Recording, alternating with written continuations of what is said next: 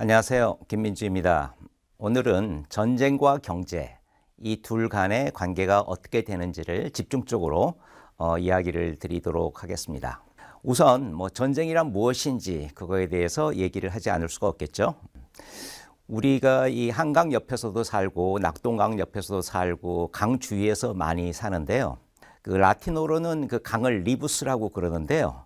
우리가 경쟁할 때 라이벌이라고 얘기하잖아요. 그것의 그 라틴어 말이 리발리스입니다. 이 둘 간에 뭔가 좀 비슷한 면이 있잖아요. 이 관계가 왜 생겼냐면 이 강이 있으면 그 항상 사람들을 물을 필요로 하기 때문에 그 주위에 와서 이제 물을 구하거나 그 주위에서 살게 되죠.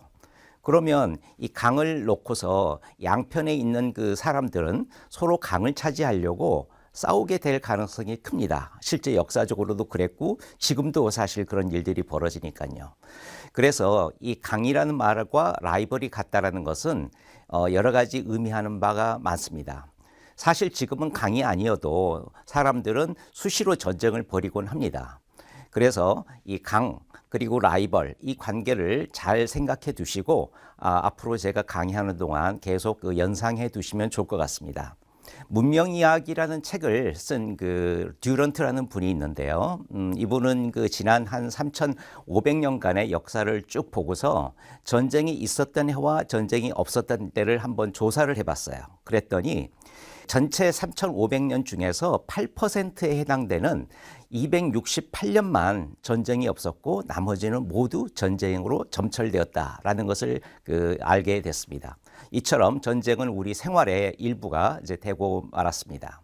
그러면 전쟁이란 도대체 무엇인지 그런 것에 대해서 생각을 해볼 필요가 있는데요. 전쟁 이야기하면 항상 나오는 클라우제비츠라는 그 장교가 있죠. 프러시아 장교였는데 이분은 전쟁이라는 것은 정치의 연장이다라는 그런 표현을 썼어요. 우리도 사실 전쟁을 하거나 싸움을 할 때 보면 처음에 말로 하고 타협을 하고 하려고 하지만 그게 더 이상 통하지 않을 때는 손을 이용하거나 무기를 이용하는 그런 무력으로 서로 이제 대항을 하고 그러지 않습니까? 그런 것처럼 정치를 하다가 그리고 다른 나라와 외교를 하다가 그게 더 이상 통하지 않으면 전쟁을 일으키게 된다라는 그런 그 얘기가 되는 거거든요.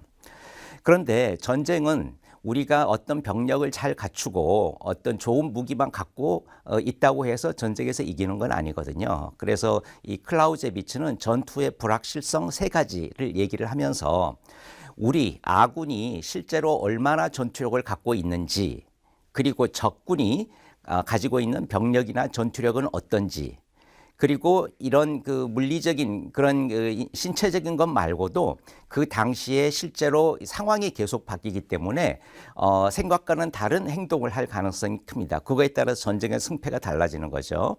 이런 것처럼 전투에는 아군의 실제 전투력과 그리고 적군의 병력과 전투력 그리고 적군의 실제 의도와 행동 이거는 환경에 의해서 영향을 받는 건데 이런 것에 의해서 전투의 결과는 굉장히 달라질 수 있다. 이제 그런 그 얘기를 이제 한 적이 있었죠.